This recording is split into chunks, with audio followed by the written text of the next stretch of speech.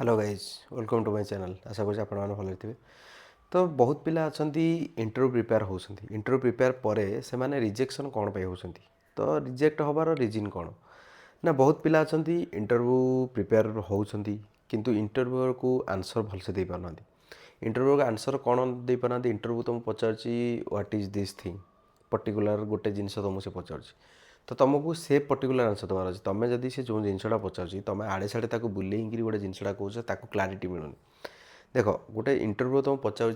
why use this thing how you use this thing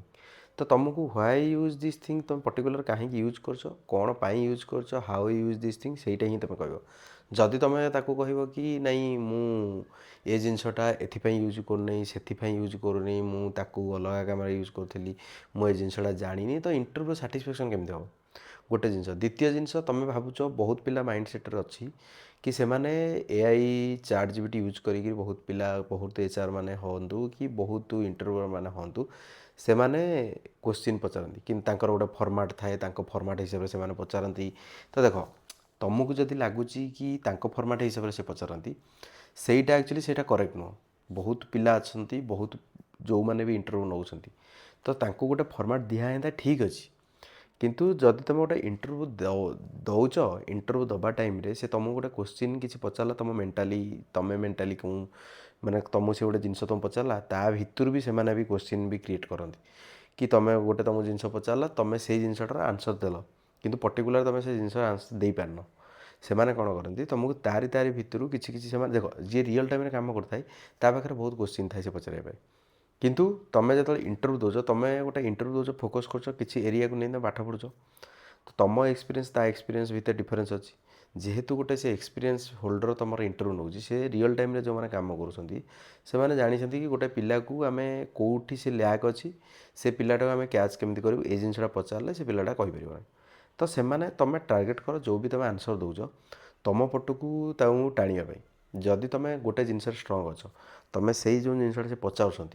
तुम at least गोटे friendly way से जिनसटा convert कराओ से जिनसटा कन्भर्ट कले बेटर कौन हम ना तुम इंटरव्यू क्लीयर हबार चांस बहुत बढ़ीज एक कथा द्वितीय कथा बहुत जिनस अच्छी तुम जान 50% 60% पिला बहुत जिन भी जान ना से भी इंटरव्यू क्लीयर करके तो बड़ बड़ कंपानी चाकरी कर आमे कहीं करें यहाँ गोटे जिनस तापर है जो भी तुम इंटरव्यू दौच तुम गोटे नॉर्मल बिहेव कर जमी गोटे फ्रेंडली बिहेव कर कि गोटे इंटरव्यू को लगे ना गोटे नॉर्मल गोटे पिला सागर वन आवर इंटरव्यू नेली कि 45 मिनिट इंटरव्यू नेली कि गोटे पिलाटा मत लगे कि ना पिलाटा मो कंपानी मु हायर कले बेटर हम कि मो कंपानी मो टीम रे काम कर तो तुम ये फिल कराइले तो पिलाटा जो माने जो भी इंटरव्यू नौ सी लगे कि नहीं पिलाटा पोलाइट नेचर अच्छी कि पिलाटा बिहेवियरल बहुत स्ट्रंग अच्छी पिलाटा भल पिलाटा गोटे तो टेक्निकाली भी स्ट्रंग अच्छी विथ ताको जदि आम काम दबा से काम नहीं आनी थोपर बहुत प्रकार आजिकल जिनस रोच तुम भावना कि तुम 100% टेक्निकल तुम आंसर दे दीच 100% तुम आंसर दे दीच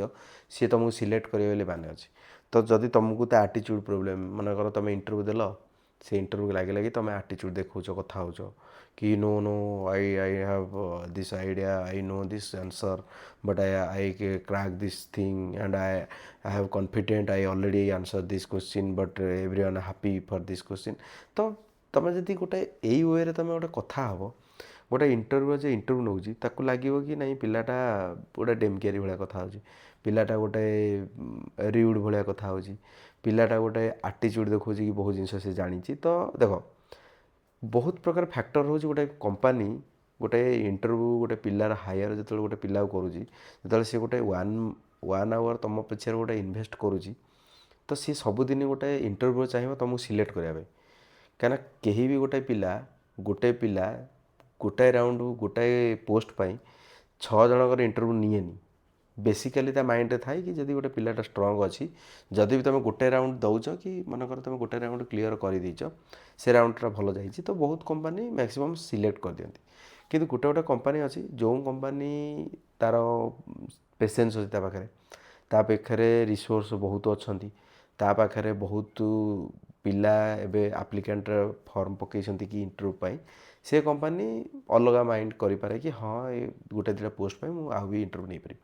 କିନ୍ତୁ ଇଣ୍ଟରଭ୍ୟୁର ମୋର ବି କମ୍ପାନୀରେ ଇଣ୍ଟରଭ୍ୟୁ ପିଲା ନେଉଛନ୍ତି, ମୁଁ ଦେଖୁଛି ତାଙ୍କୁ ପଚାରେ ବେଳେବେଳେ କି ଭାଇ ଆଉ ସେ ପିଲାଟା ସିଲେକ୍ଟ ହେଇଗଲା, ଭାଇ ଏ ପିଲାଟା ସିଲେକ୍ଟ ହେଇଗଲା,